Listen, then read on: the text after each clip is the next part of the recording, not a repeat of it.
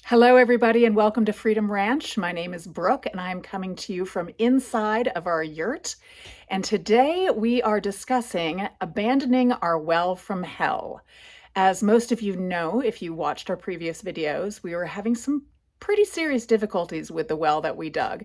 Not only did we have to go down 805 feet, frack the well, then get a purifier because the water stunk like crazy, we also started running out of water. And 10 days ago, we went completely dry. So we have been living without water for 10 days now, trying to survive the best that we can and figure out another option. And that option was to get a spring box. And the good news is now we have about 3,500 gallons of water coming to us every day of delicious tasting spring mountain water.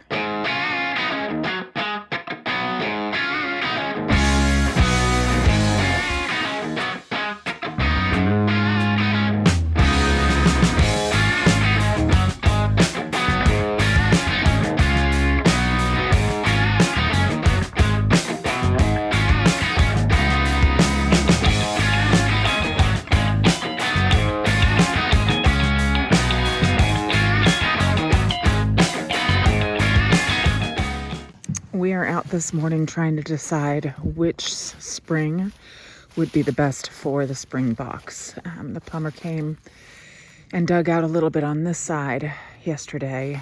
I believe is going to come back today as well. So we definitely have some water flowing here, which is good. Definitely like the look of that. And over on that one, so there's two springs right next to each other. Got lots of water coming out there. So that is a very good thing, especially since we haven't had any rain.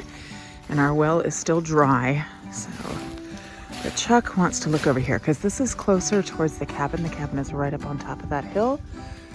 The unfortunate part to this is where we're planning on damming off to make a pond because of the springs. But now that we're going to be doing a spring box, the pond is out of the equation. But I would prefer to have water coming to us so that we can function properly as opposed to a pond.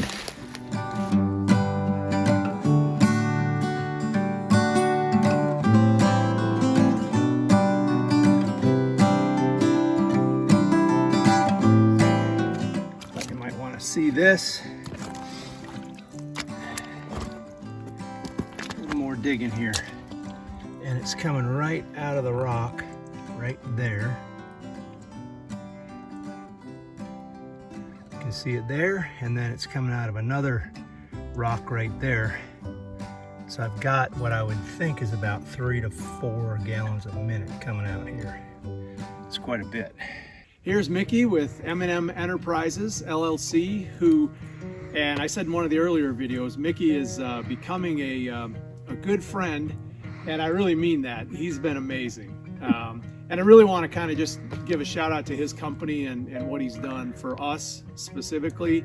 He was here getting us connected with the original well, getting our water all taken care of, and just did a fantastic job. And we're so grateful to have Mickey help us with all this. He's bent over backwards, really and truly, to help us. So wanted to ask him a little bit about, how all this comes together. We're talking about the spring box. When we picked the location, we had two options. We had that option over there and this option here. What would you say the final reasoning was to end up in this spot? This area here is just because it was a little bit smaller. You didn't have water scattered out everywhere as much as we did in the area over there, and it was a little easier to collect and not have to build as big of a collection box. So the spring box just captures those 3 springs, right? Right. And and that's all the purpose of a spring box, is to catch the water, to get it into one concentrated area that you can pipe it out. And to keep it clean for drinking water. Oh, and that's the other part. So you're going to backfill around this to finish this up? Yes. So we'll fill this in with dirt around here. And so the least disturbance possible, which we didn't disturb much here, just a small little cutout of the side of the hill, yes, which is ideal. And it's coming right out of the rock, the water. So that's good. And the other side was much broader. We'd had to have a bigger spring box, which would take longer.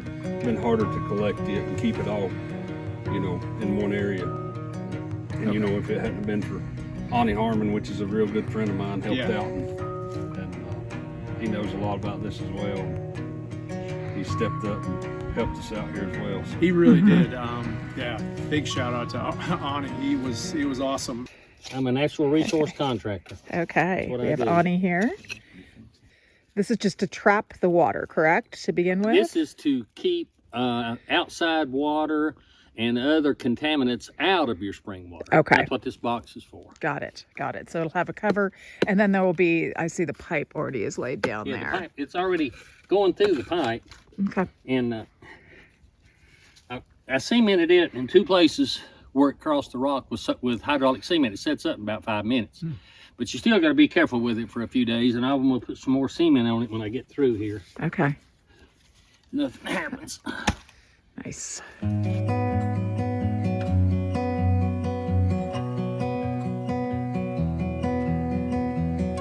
some good progress on it.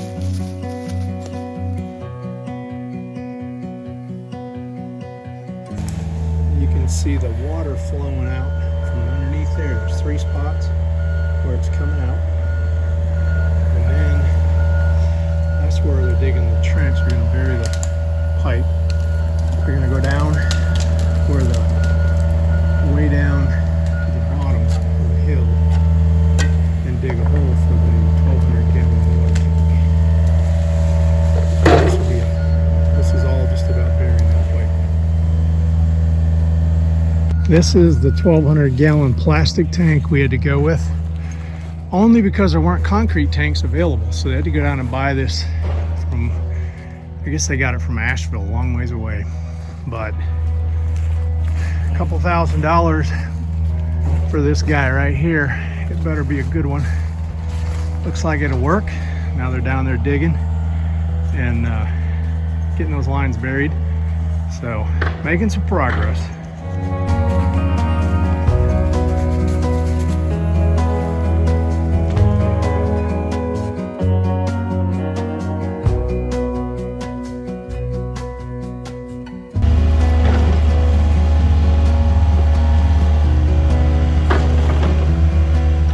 Well, what you have is you have a gravity line coming from your spring box that feeds into this 1,200 gallon holding tank.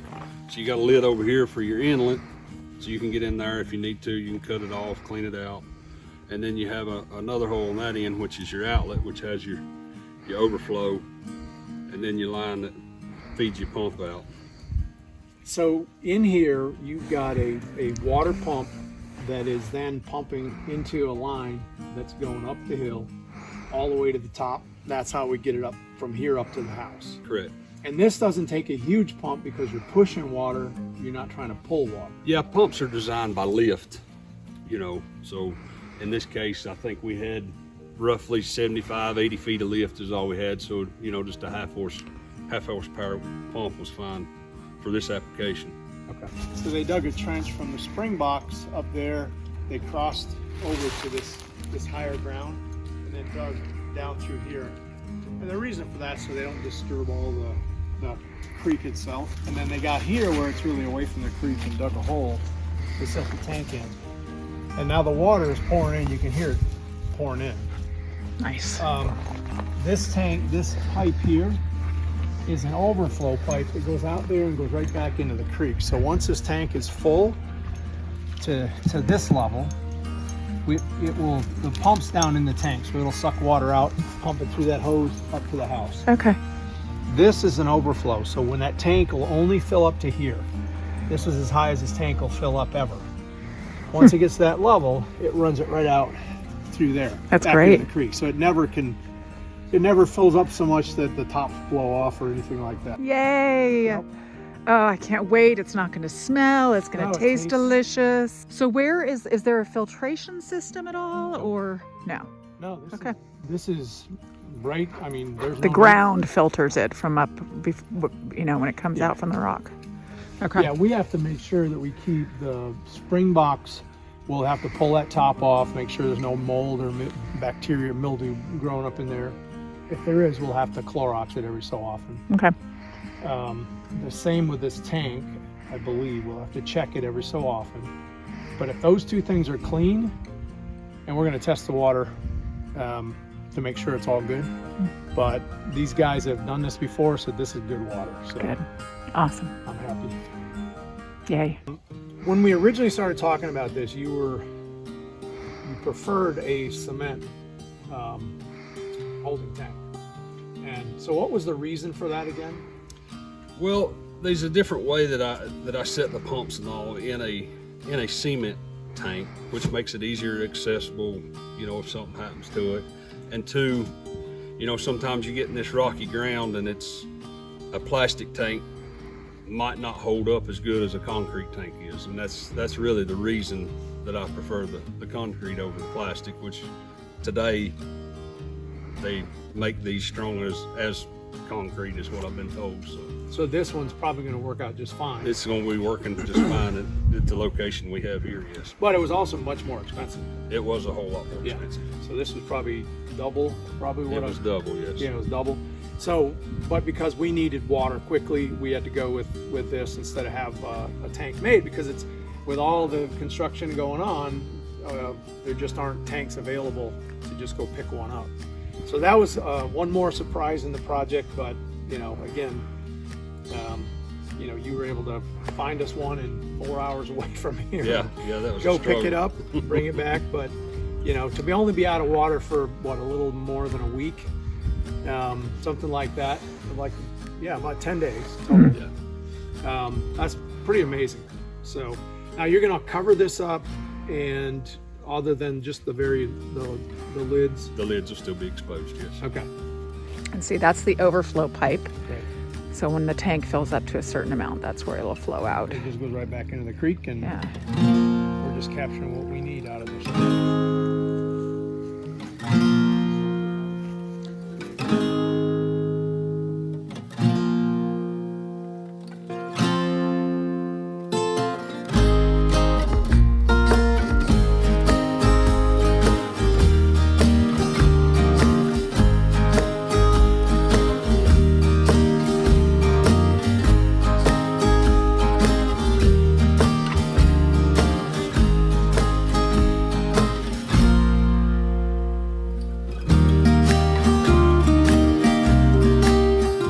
Real quick on this, so there's our original well, and you came in with a line up from the spring box and from the tank, and you just cut this off, right?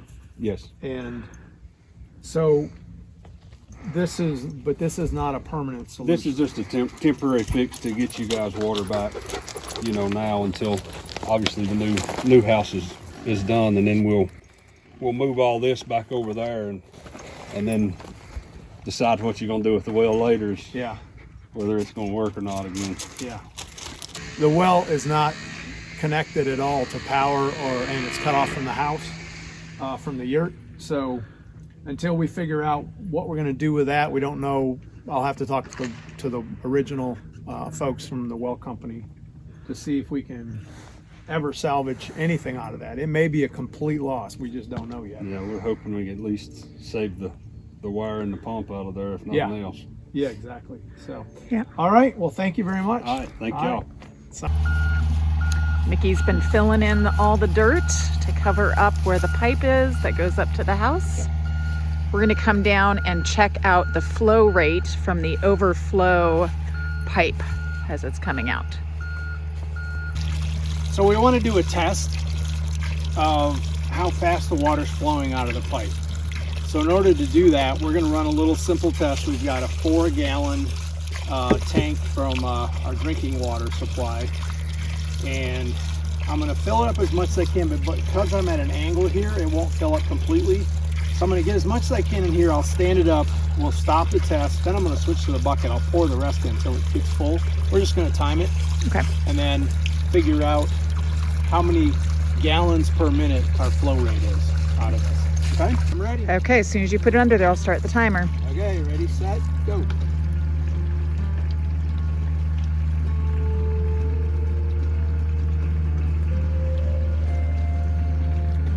Oh, that water's beautiful.